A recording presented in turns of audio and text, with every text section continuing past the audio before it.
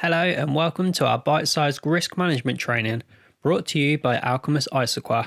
This piece should guide you through the business benefits of having good risk management practices in place and how you actually perform an assessment of risk in everyday life. In business, the principle should be no different. In almost every activity we do in our lives, we look at a situation to understand its pitfalls and opportunities we might be exposed to, and we make a decision whether we commit to interacting with that situation or if we decide we're not going to take the chance. Here we'll look at the items for consideration when deciding if we're going to play our hand or not. Over the next few slides, I'm going to take you through what suitable risk management can mean for your business. I will bring an awareness to some of the techniques and methods for risk management and cover a few top tips in what we can do to improve the way we deal with risks in everyday life. We've all had conversations with line managers, leaders, or top management when we've asked if we can do something, and the response has been something along the lines of, what are the benefits? What does the business gain from this? Are there any potential issues you see? Can you write a business case for my review? This is actually an assessment of risk. Management are strategic leaders in the company and form strategies based on the risk of something going wrong or the opportunities of something going right. They're at the forefront of risk management. Particular risk considerations for top management tend to involve business development and financial issues, where directors and departmental heads may be more concerned with the risk considerations in more operational tasks, such as production, design, and IT. To make a decision, these people need to first understand what the issues are, and then they can either avoid it becoming a problem in the first place, or take steps to prevent the likelihood of it happening, or the impact that it does happen is as small as possible. If you are operational staff, you may be concerned with the risks around the ability to do your job well. Things such as machine maintenance and making sure the equipment is working well due to the risk of the personal injury, product reduction, and customer satisfaction. Or you may be involved in training other staff due to the risk of them potentially not doing what they're required. So, where do we start when it comes to risk management, I hear you ask? Well, it's all about gathering information to start with. Who does it affect? How could it affect them? What do you think we should do? What are their expectations? Remember, for health and safety risks, you have the obligation to consult with your employees regarding health and safety matters. If I were to ask you who are the experts in this particular task, let's say operating a guillotine for example, what would your answer be? It should probably be the guillotine operator, as they will use that piece of kit regularly. They'll know what to look out for any common issues that can be encountered. Similarly, if you were to ask who are the experts in managing IT support, you're likely to answer the IT department, right? So it makes sense that there are people who are the best source of knowledge when trying to understand what the risks are at present. Those are the first steps in managing risks, knowing what the risks are and where they might come from. Next, we need to understand what the worst case scenario could be. Would somebody be injured or worse? Would it stop production? Would business reputation be adversely impacted? How likely is it that this can happen? These are the questions that we should be asking to next understand how important one identified risk is against another. An order of priority, you might say.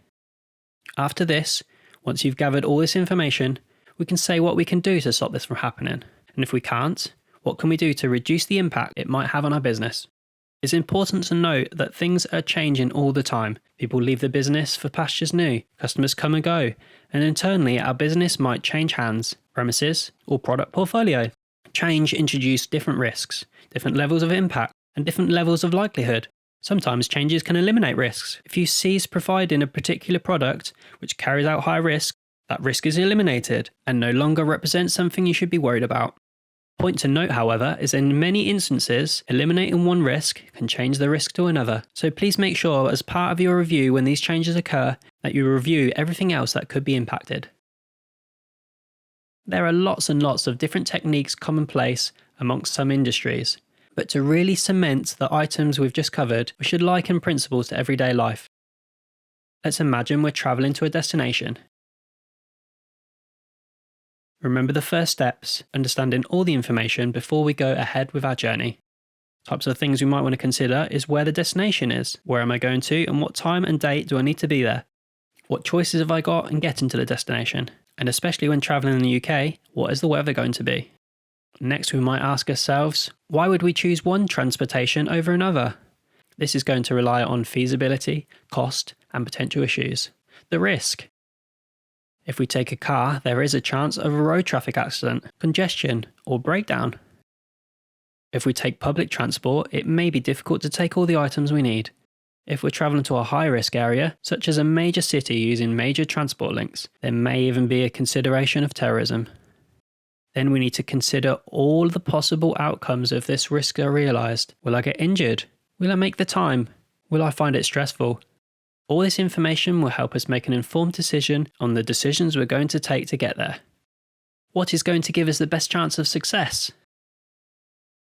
As described in the previous slides, steps you can take to make sure you make the best decision regarding particular issues involve gathering all the information you can.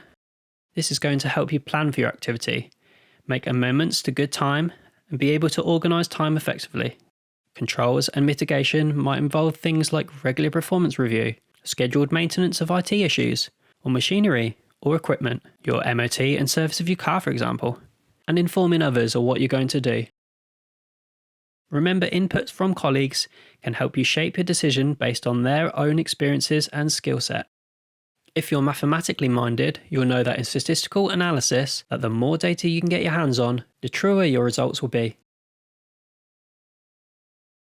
You may be familiar with some of the techniques already, even if you don't know it. A few include HACCP, commonly used in food manufacture and production, FMEA, commonly used in engineering and European manufacturing, and cost assessments, which should be in place for every chemical that you use, even cleaning chemicals. So our top tips for good risk management is to communicate. Draw upon all the experiences within your business, get your heads together. You might even be surprised what suggestions people come up with. Define what risks you're willing to take to your business, within the law obviously, and give yourself a measure against what is acceptable, what needs the most attention, and what items can be later down the list. Once you've done this, apply the same requirements across the risks of the business. As the slide says, compare apples and apples, not oranges, to get the comparable results. So in summary, we've covered off why risk management is important for your business to succeed.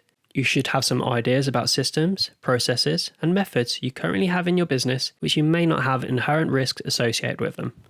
And you now should have a little guidance about things to consider when getting your job done. We hope you've enjoyed this short bite and has inspired you to make changes to make your working day as safely as possible.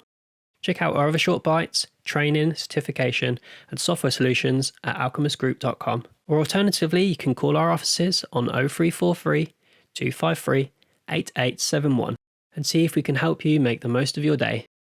I'd like to thank you and hope that you've enjoyed this, and I look forward to speaking to you soon.